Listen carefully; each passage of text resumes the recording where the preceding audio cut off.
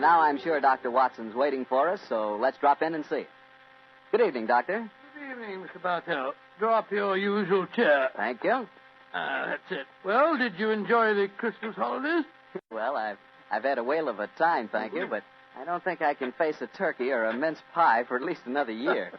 How about you, Doctor? Oh, I had a very pleasant week, too, my boy. Parties, visitors, and a flattering number of Christmas messages to be answered. Oh, say, you got a new pipe. Is that a Christmas present? Yes, new pipe, new tobacco pouch, and a pound of my favorite tobacco. All of them sent to me from London by an old client and a friend of mine, Sir Ian Dunbar. An old client, huh? Well, do you mean he was one of your patients, or was he someone that you and the great Sherlock Holmes helped? The latter, Mr. Bartell. As a matter of fact, it was receiving this gift that reminded me of the story I've decided to tell you tonight. A story in which Sir Ian Dunbar played a prominent part. And how did it begin? The day before New Year's Eve in 1899, Sherlock Holmes and I sat in opposite corners of a first-class railway carriage as we sped towards Edinburgh in the Flying Scotsman. What took you and Sherlock Holmes up there, Doctor? It started off as a holiday visit, Mr. Bartell.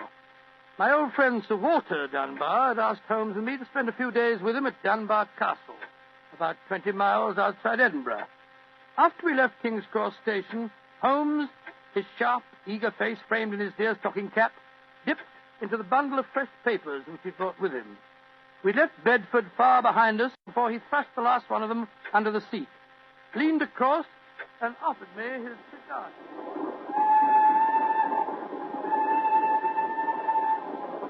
Care for a cigar, Watson? No, thanks, awful. I'll stick to the pipe. Flying Scotsman's living up to its name. They're going splendidly. Our present rate is 53.5 miles an hour. Oh, I hadn't noticed the quarter-mile post. Nor have I, but the telegraph posts on this line are 60 yards apart. With the aid of a watch, the calculation is a simple one. Watson, my dear fellow, we have several hours ahead of us.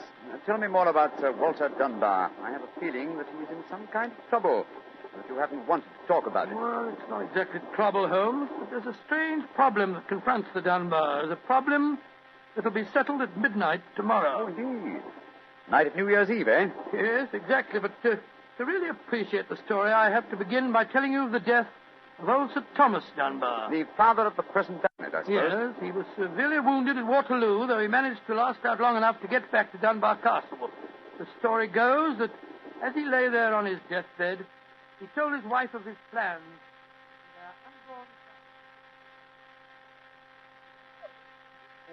Dinner grave, lass. I fetched the baronet's here home from Waterloo. What if I fetched the mortal wound as well? Oh, hush, lass. I'm not afraid to die.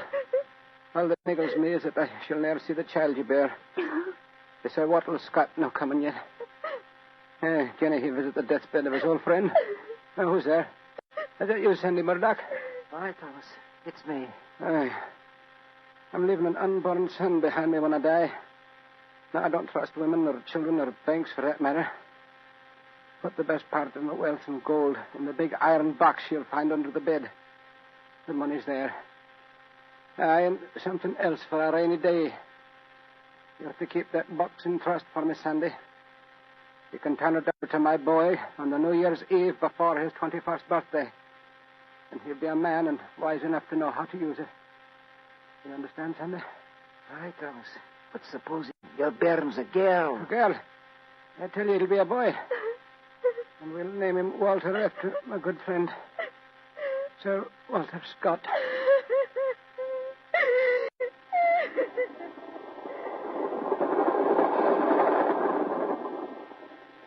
Very interesting story, Watson. And that child, of course, is the gentleman we are going to see now, Sir Walter Dunbar. Exactly. And the first baronet was a friend of Sir Walter Scott, while his son can boast of your acquaintance. Why, it's a family singularly rich in literary friendships. That's not very funny, Holmes. To continue, I suppose you can guess what happened. Sir Thomas carefully drew up a document to specify the New Year's Eve before the baronet's 21st birthday. And the poor child was born on February 29th. It was a leap year. Oh, so poor Sir Walter is still waiting for his iron box full of gold. Yes, he'll be 84 next year, and yet legally, with only one birthday every 4 years in the eyes of the law, he'll 21. A most amusing situation, though I'm afraid Sir Walter finds it far from entertaining. The lawyers must have been extremely scrupulous in abiding by the letter of the document. Yes, old Sandy Murdoch is dead now, of course. that he, too, is a great-grandson, William Murdoch, who still handles the Dunbar estate. He'll be at the castle tonight to formally hand over the iron box. I'm delighted you accepted the holiday invitation, Sir Walter. My dear fellow, I've needed a rest, but I've always loathed too strict a one. This situation may pose a nice little problem for me. Problem? Yes, I'm reasonably certain that the aged Sir Walter Dunbar will not get his iron box full of gold on this New Year's Eve either. But we will see, old fellow. We shall see.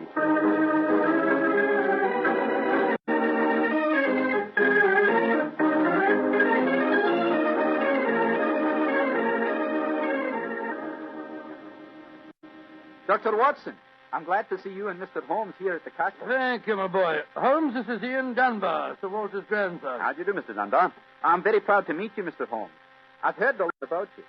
Our grandfather will be down in a few moments. Let's go into the library, shall we? Well, I imagine Sir Walter's quite excited about tonight's ceremony, isn't he? Wouldn't you be, if you'd waited 63 years too long for an inheritance? Thank the Lord I had the foresight to be born on the prosaic date of August the 21st. In the event of your grandfather's death, you will be the next baronet, I take it. Yes, Mr. Holmes. You see, my father was killed 2 months ago at Mafeking. Yes, I read about it in the papers, my boy. I'm very sorry. Thank you, Doctor. The opening of the box isn't going to be the only ceremony at midnight. Dorothy and I are announcing our engagement. Dorothy? Dorothy Small. She and her father are staying here, too. My congratulations. Yes, indeed, Ian. Indeed, mine, too. Thank you. It's been quite a battle with her father, though. He's a businessman and isn't impressed with titles when they aren't accompanied by a suitable income. But when we told him about the inheritance, he relented and gave his consent. Here's Dorothy now. Dorothy, darling, I want you to meet 2 friends of mine, Mr. Sherlock Holmes and Dr. Watson. How do you do? Now, how do you do, Miss Small? How are you, my dear? From what this young man's been telling us, I gather that congratulations are in order. Thank you. I finally persuaded Father that Ian would make a worthy son-in-law. For a while, I was afraid we'd have to elope to Gretna Green, live in a cottage on bread and cheese and law, but brave the parental wrath, just as they do in the storybooks. Oh, Sir Walter, there you are. Watson, my dear boy. How are you? And this must be your friend Sherlock Holmes. How do you do, Sir Walter? Very well for a young nipper who'll be 21 at midnight. Gentlemen, may I introduce Mr. Herbert Small? How do you do, How do you do, sir? I believe that we have to congratulate you on the engagement of your daughter. That was supposed to remain a secret until midnight. The Dunbar box was finally opened. Didn't be grouchy, Herbert. The children are in love, and I'm going to settle money on Ian. And it's New Year's Eve. Let's enter into the spirit of the occasion.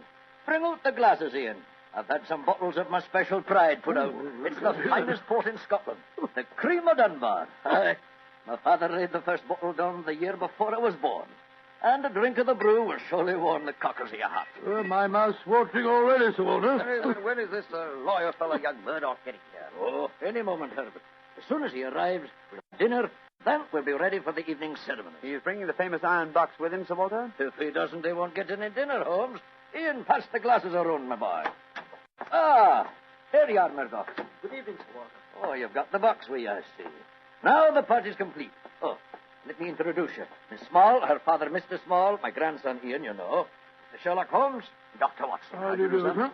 I'm sorry I'm late, Sir Walter. My train was delayed. Oh, that's all right, Murdoch. You're here, and you brought the box. That's all that matters. Ian, give our young lawyer a drink. Here, I'll help you pour it. I must say that this is rather exciting. Holmes, the famous iron box with its inheritance of gold. Yes, and from the size of the box, at a rough guess, I should estimate its cubic content in gold at around 5,000 pounds. Not a vast sum, perhaps, to a businessman like Mr. Small, but a windfall to an impecunious Scotch baronet. Yes, I suppose it is. A strong young man, Mr. Murdoch. How do you mean strong, Holmes? A box that size, full of golden sovereigns, would weigh a considerable amount. And yet the lawyer carried it single-handed. Now that we're all assembled, I'm going to propose a toast. Though it's still some hours off yet, let's drink to the new year. It means a lot to some of us. To 1900. 1900. We should toast more than just 1900, Sir Walter. We should drink to the new century that's about to begin. Good idea, Dorothy. Oh, I'm afraid that wouldn't be quite appropriate, Miss Small. To be accurate, the 20th century won't begin until January the 1st, 1901, and not 1900. Of course. That's it. Dorothy, I'm afraid your wedding can't take place for some time yet. Father, what are you talking about? I read an article in The Guardian the other day that said just the same thing as you, Dr. Watson. And what's more, it said something even more important. It said that 1900 is not a leap year. Oh, rubbish. Leap year comes every 4 years. There was one in 1896, then obviously 1900 is one. I think Mr. Small may be right. What do you say, Mr. Holmes? Do you know? Well, I hope no one would bring up this point, but it's the little problem I referred to on the train, my dear Watson. Yes, I remember. Holmes, for heaven's sake, answer. Is 1900 a leap year or no? I'm afraid it's not, Sir Walter. No? Because of a slight imbalance that would otherwise be produced in the calendar. Of the even century years, only those divisible by 400 are leap years. In other words, 1600 was a leap year, the year 2000 will be a leap year, but 1800 and 1900 are not leap years. Then you have no birthday next year, Sir Walter, and I'm afraid I can't open the box tonight.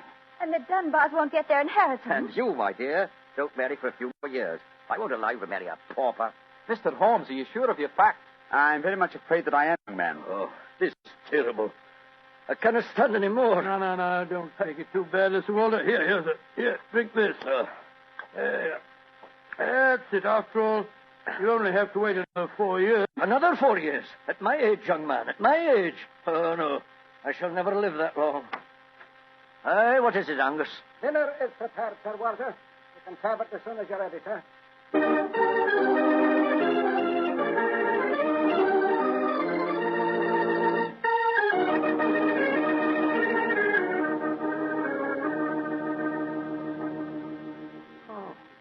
What a miserable meal, Holmes. Sir Walter's gone to his room. The young lovers are nearly in tears. Small and the lawyer Murdoch seem to be positively gloating.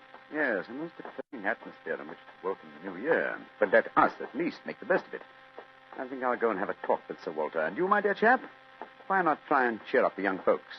Some of your experiences in India may make them their minds off the trouble. Yes, quite an idea. I'll join you in the library. Call me if you want me, Holmes.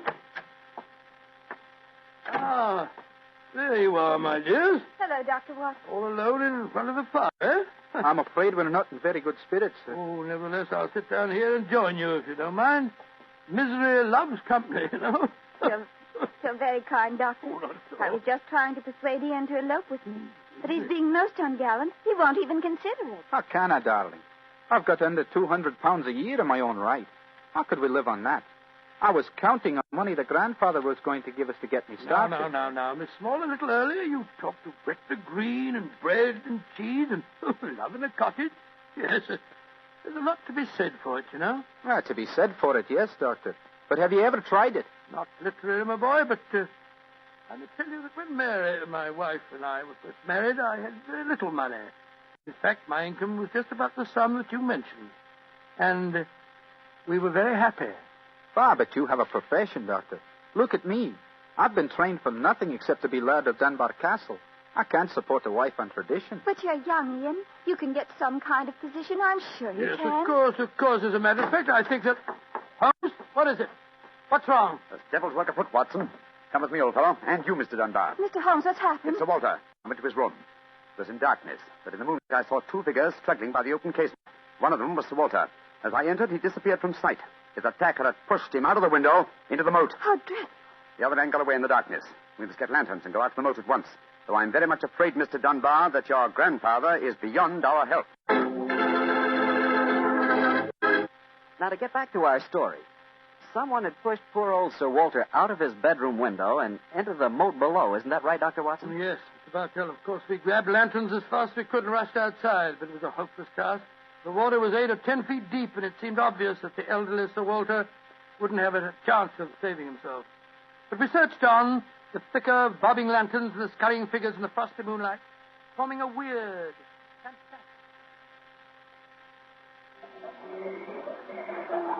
Angus, bring a lantern over here. Aye, sir. Can you see anything, Holmes? Nothing. I don't see why your friend doesn't call the police, Dr. Watson. He's accomplishing nothing. We thought there might be a chance of finding the old man alive, Mr. Small. He wants to avoid a scandal, if possible, for your sake, sir, as well as the Dunbars. No scandal can't touch me or Dorothy over this.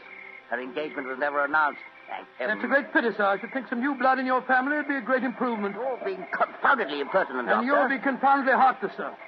Well, Holmes, have you given up hope? I'm afraid we'll never find him without dragnets and grappling hooks. Have to call the police. What time is it? Sir Ian. You know the time? What did you call me, Mr. Holmes? Sir Ian. By Jove, yes. He does seem a bit Mr. Holmes, but of course you're right. If your poor grandfather's dead, Mr. Dunbar, you're the baronet now. And the time, Sir Ian? It's a quarter to 12, Mr. Holmes. A quarter of an hour to the new year. Sir Ian, doesn't that fact suggest something to you? Yes, it does. So I'm the new baronet, am I? Very well, then. There'll be no more talk of the police for 15 minutes. I want all of you to come back to the castle with me. As the last chime of midnight rings out, I shall have a statement to make. A statement that I want you all to hear.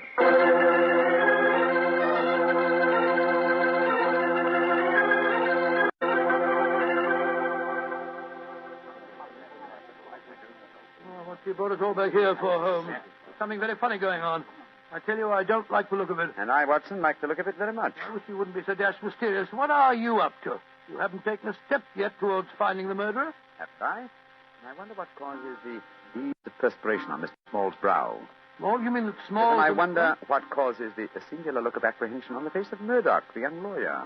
You remember, of course, on my remarking how easily he carried the large iron box. Chris Scott, yes. It took a strong man to throw Sir Walter out of the window. Watson, Huh?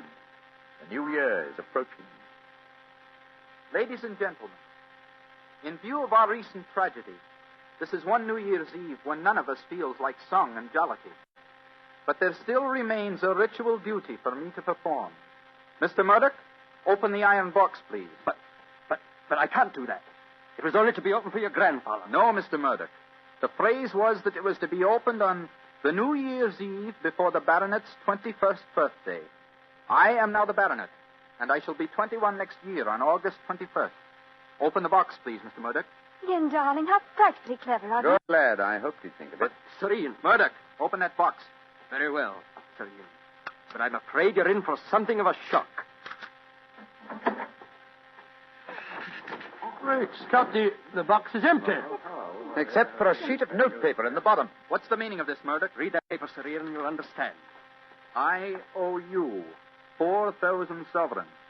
And it's signed Alexander Murdoch, on behalf of Murdoch & Murdoch, lawyers. You'd better explain this. It's the family skeleton, Sir Ian. That note is signed by my great-grandfather, the one that witnessed the original deed concerning the box. As soon as Sir Walter was born on that February the 29th, my great-grandfather realized the money wouldn't have to be produced for 84 years. And so he stole it. He borrowed it. He always intended to pay it back, but he was never able to. When he died, he told my father of his secret, and my father in turn told me. We've always planned to put back the money, Sir Ian, but we've never been able to. This is daylight robbery. You should prosecute them, Ian. The firm's still in business. You can ruin them. You can sue them for every penny they have. Mr. Small, you've already shown a marked aversion to my family. I suggest you allow me to handle their affairs. Bravo, Ian. How dare you, Dorothy? Go to your room. No one's going to their room. No one's leaving here until the police arrive. I'm convinced that one of you murdered my grandfather tonight. And if you ask me, it's obvious who that someone is. Who, Dr. Watson? You, Mr. Murdoch. You came here planning to kill poor old Sir Walter because you never intended to open that box. You thought that your secret would die with him. That's a lie. I was going to tell him everything and then ask for time to pay the money. I didn't kill him. Of course he didn't. There's your murderer. You yourself, Ian. Father, what are you saying? I'm saying that Ian's the murderer. He saw that the box wasn't going to be open for another 4 years. He realized out the money couldn't marry Dorothy, so he killed his grandfather and then ordered the box opened. You're trying to cover yourself. You pushed grandfather out of that window tonight. You thought that if he died, the box would never be opened. Dorothy couldn't marry me. You don't Gentlemen, please. Upon my soul, Holmes, you seem remarkably calm. Go on, dear Watson. I must say I'm absolutely fascinated by listening to three people accusing each other of murder, and each of them producing perfectly sound motives. It's a remarkable example of the dangers of reasoning from motive alone. We should profit by experience, Watson. Mr. Holmes, how can you be so calm? There's a murderer in this I room. suppose this game of charades is getting a little out of hand, Miss Small. Let's conclude it. You'd better come out now. That tapestry, it's moving. A happy new year to you all. Grandfather. Sir Walter, oh, am I seeing a ghost? Oh, Sir Walter, you're all right. Well, what kind of a game have you been playing? It's a funny game that Holmes and I invented. You might call it forcing the issue. I was determined to have the box open before the next 4 years were out, whilst I was still alive to look inside it. But the trickery of your family, Murdoch, has made me a very unhappy man. Sir Walter, I shall pay back the money in a few years. I swear I will. It'll be too late to do me any good, but I'll take care that Ian gets it. I've half a mind to prosecute you. Grandfather, the money isn't important now that you're all right. You were counting on it just the same, my boy, so that you could marry Dorothy. I know that. She'll never marry a pauper. I won't allow it. When I'm 21, you can't stop me, Father. And I am going to marry Ian. Be quiet. Sir Walter, it's a very unsavory business. I think that you owe us an explanation of your behavior tonight. You tell him, Holmes. I fancy a wee drop of cream of Dunbar. Watching you all search for my body in the moat has made me thirsty. The explanation is a very simple one, ladies and gentlemen. When you arrived here tonight, Mr. Murdoch, I knew from the way you handled the box that it could not contain the sum of gold, the supposed gold. And so you suspected fraud and devised a plan to force the opening of the box. Yes, and Sir Walter was an eager conspirator. Of course I was. Ian is 21 next August. Supposing I had died after he came of age and before my next birthday, 4 years hence, the box would never have been opened. And so we invented the fake murder story. By the way, Ian, I must congratulate you for grasping the possibilities of the situation so speedily. If you hadn't demanded the opening of the box, the Murdoch secret might still be a secret. Well, it's a clever plan, Holmes. It's too bad that it had to have such a miserable ending. I'm not sure that we have finished with the matter. Mr. Murdoch. Yes, Mr. Holmes? You say that your family took £4,000 from that box? Yes, Mr. Holmes. Curious. I would have sworn from its size that it would hold closer to 5,000. And in your account of the legend, Watson, you told me that Sir Thomas Dunbar stated on his deathbed that he had put something else in the box. Yes, that's right. Something for a rainy day, is that it? Mm-hmm. Did the Murdochs find that extra something? No, Mr. Holmes. They found nothing but the gold. Oh, that's very odd. I think I'll take a closer look at that box if you don't mind. Since this seems to be a night of telling secrets, I think you might as well know, Father, that if you don't give your consent, I shall elope with him. Oh, bravo, my dear, bravo. No such thing. I admire your resolution, young lady, but I hardly think it will be necessary. What do you mean, Holmes? Permit me to show you all the treasure of the Dunbars. What have you found, Holmes? Something for a rainy day that old Sir Thomas spoke of. You see, since the cubic contents of the box obviously differed from my calculations, I deduced the existence of a false bottom. I was correct. And in that space, I found this. Oh, it's a manuscript. Quite so, the manuscript of a book. Look at the title page and see the author's name. History of the Dunbar family. By Sir Walter Scott. I think, Sir Walter, that an original and unpublished manuscript by your distinguished namesake will prove worth several times the gold that is missing from that box. You've saved the day for us, Holmes, my boy. God bless you. Oh, this has been a stranger new year than ever I knew. But it's turned out to be a bonny one, thanks to you, Holmes. Well, fill up your glasses. We're going to drink a toast to the new year. By Joe, yes, Sir Walter. This is really a happy occasion. Then let's complete it by singing the traditional song of the season, Auld Lang Syne. And in this case, when we sing, Should Old Acquaintance Be Forgot, I feel that in our hearts we should be thinking of Walter Scott. Though he died over 60 years ago, he's made us all very happy here tonight. Sure.